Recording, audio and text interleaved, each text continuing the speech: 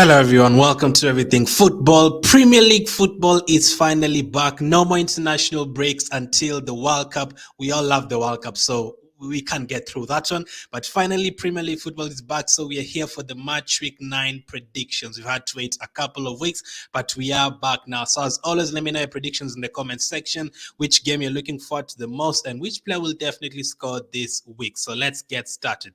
First up this week is a North London derby between Arsenal and Tottenham. Now, in this fixture, every time Tottenham travel to Arsenal, Arsenal usually wins this game. Literally, Tottenham have never won a game at the Emirates Stadium in the Premier League, and they rarely beat Arsenal away from home. Like, I think it was only like in the Carling Cup that they won against Arsenal. But at Tottenham, Arsenal always lose as well. So this is a case of which team is at home usually wins. So at Arsenal, they've been 5-2s, 5-2s, 4-2s. They've been 3-0s, 3-1s. And I think it's going to be a tight one this time round. Obviously, Arsenal are top, and then Tottenham are third. If Tottenham win this game, they go top of the table, and they might actually stay there for a couple of weeks, depending on how the Man City game goes. So I don't think they will do, and I think the run, the home win run will continue, and Arsenal will get the win here by 2-1. A tight one. I can see it being like 1-1, and then Arsenal getting a winner in the second half. The second game of the weekend will be Liverpool against Brighton. Now, obviously, we've not actually seen Brighton playing since they changed their manager. There have been a lot of postponed games and international breaks, so we've not really seen Brighton playing. And their first game is away to Liverpool. With they have a new manager now, no longer have Graham Potter, so it's going to be very interesting to see how they do in this one.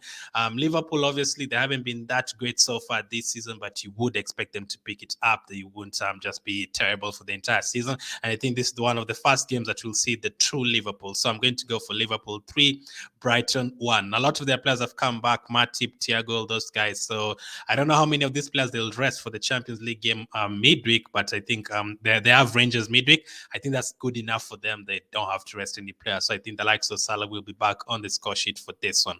The third game of the week will be Crystal Palace against Chelsea at the same time with Liverpool against Brighton. Never easy to play Crystal Palace away. It's never easy. Like last season, even at home, it's never easy. Last season, they didn't lose a game to Man City at all. They went to Man City and won. They also beat Arsenal by like 3 goals. They beat Tottenham by 3 goals as well. They beat Man United on the last day of last season as well. Like they always do well against the top teams. And Chelsea have been a bit shaky. Yes, they changed manager, and they've had a couple of weeks to train with the players who are there or who are not in the international break. And I think I don't think they'll get all 3 points in this one because Crystal Palace is really tough away, but I don't think they lose. So I'm going to go for Crystal Palace 1, Chelsea 1.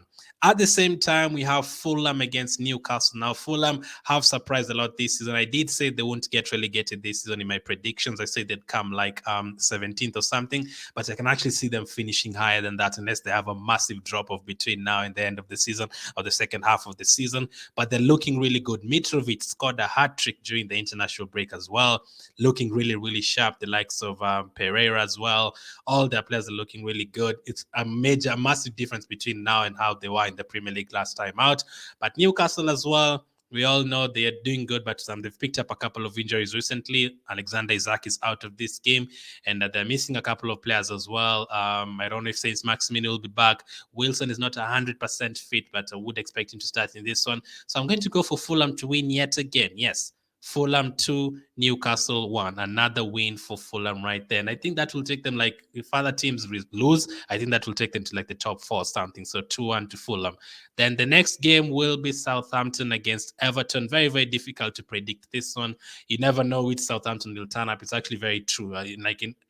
From every single team in the Premier League, Southampton is the one that phrase fits. Like, you don't know what to expect from them. Everton, they picked up their first win last time out. Still don't really convince me at all, Lampard and some of the players. So I would expect them to at least draw this one, but I'm actually going to go for Southampton win, a tight game. So it's either going to be 0-0 or 1-0 or 1-1. So I'm going to go for Southampton 1, Everton 1. Everton 0. Sorry to the Everton fans. Bournemouth, Brentford at the same time as well. Bournemouth newly promoted, Brentford doing very, very good this season. They lost last time out against Arsenal 3-0, but they are still doing good as well. Bournemouth as well picked up a couple of good results. Like since they sacked their manager Scott Barker, their temporary manager has been doing great, the caretaker manager. So I think they'll do well in this game, and I think they'll actually get a draw. Bournemouth 2, Brentford 2. Then the last game on Saturday will be West Ham against Wolverhampton. Wolves again, I mean, a bit shaky this season. They're missing a couple of players through injury, the likes of Jimenez. They don't really score a lot of goals. I usually don't see Wolves as a team that will score more than one goal in a game. They rarely score. Traore is always on the bench nowadays. Diego Costa might make his debut on this one. West Ham have been shaky this season. They lost to Everton last time out. That was Everton's first win of the entire season. But I think they'll bounce back in this one.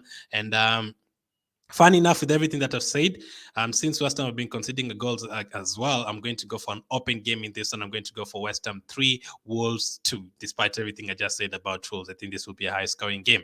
And then going to Sunday, we have Manchester City against Manchester United, the Manchester derby. Man City, usually sometimes, actually under Solskjaer, Man United used to pick up good results in this game. But last season, it was back to business for Man City. I think they scored like 4 goals.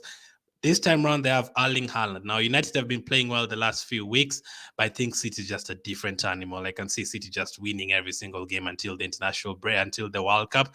And I don't think it's going to be a comfortable win. I can see it being a bit nervous for them or nervy for them. So I'm going to go for Man City 3, Man United 2.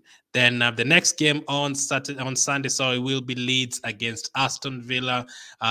Leeds have been okay this season; they haven't been bad, especially at home. They've picked up a couple of good results, beating Chelsea a couple of months ago. And Aston Villa, I just don't know what to expect from them, just like Southampton. But with Coutinho, with players like that, Watkins, Ings, they do have the talent of scoring goals. Same with Leeds, the likes of Harrison and a couple of new players this season. So I'm going to go for a high-scoring draw. Leeds 2, Aston Villa 2. Then the last game of the weekend will be on Monday, Leicester City against Nottingham Forest. This is a derby. Leicester City have been absolutely terrible. I think this is like 19th against 20th. So it's neighbors, literally. A derby because they're neighbors, and a derby because they're actually 19th and 20th on the table. And I think whoever loses this is going to be in a lot of trouble. I'm actually going to go as far as saying whoever loses this will probably be sacked, either Brendan Rodgers for Leicester or Nottingham Forest manager in this one. So I think it's going to be a tight one. I don't think anyone is going to lose. So I'm going to go for Leicester 1, Nottingham Forest 1. I actually thought at least one of the managers would get sacked before the return of the clubs after the international break, but both of them are stayed. So I'm going to go for Leicester 1, Nottingham Forest 1. So let's go to the bonus questions. One player to definitely score. I am going to go for Maddison to score against Nottingham Forest. He has such a good record against newly promoted teams, so I think he's going to continue that. And then in terms of total of number of goals scored, I'm going to go for 28. I can see at least 2 goals in the Arsenal game, at least another 3 in the Liverpool game, at least 2 in the Fulham Newcastle game, at least 2 or 3 in the Bournemouth Brentford games. I can see a few goals this week. I'm going to go for 28. So let me know your predictions for this week. Which game are you looking forward to the most, and which player will definitely score? Thank you for watching, and I'll catch up with you on the next one.